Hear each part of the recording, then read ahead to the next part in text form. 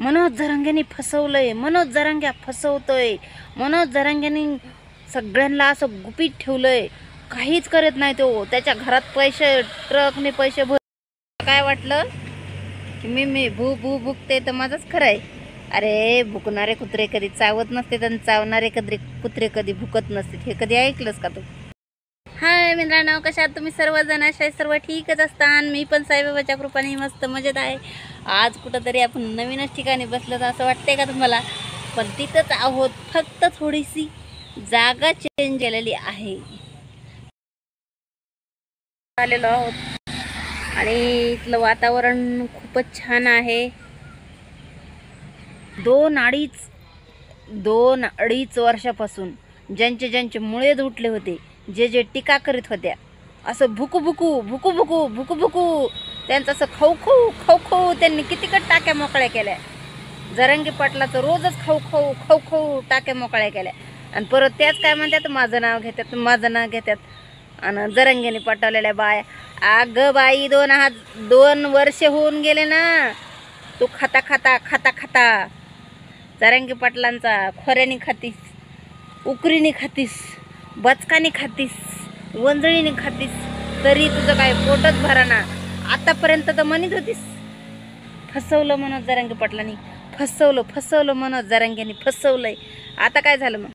काही आपले 4-2 अभ्यासक बी आले होते. अभ्यासक भुकायला लागले होते मध्ये जार निघला तवा. पण ते अभ्यासक बी कुठं गप बसले काय की आता काय झालं?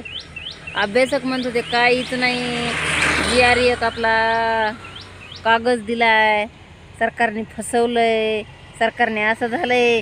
का म्हणून फोगायला चालू केलं होतं काय माहिती यांनी, कशाचे जेव्हा भुकत होते काय माहिती. पण आता काय झालं? काय वाटतंय? भुकणाऱ्यांचा चांगलाच मुळेच बसलाय. आता मुळेच बसलाय, इलाजच झालाय वाटते मुळेचा. नाही तर मुळे फुटला असन. आता जे विरोध करत होते का GRला, ते बी म्हणे तिथं सर्टिफिकेट वाटायच्या हातात होते. मग काय झालं आता कोण म्हणतंय मनोज जरांगे फसवत होता का काही? कोणाला गॅरंटी आली आता फसवत होते का नव्हते फसवत म्हणून? पण मनोज जरांगे पाटलाने बिचाऱ्याने कधी बी त्याच्या संसारावर वाळपत्र ठेवून समाजासाठीच हमेशा काम केलंय.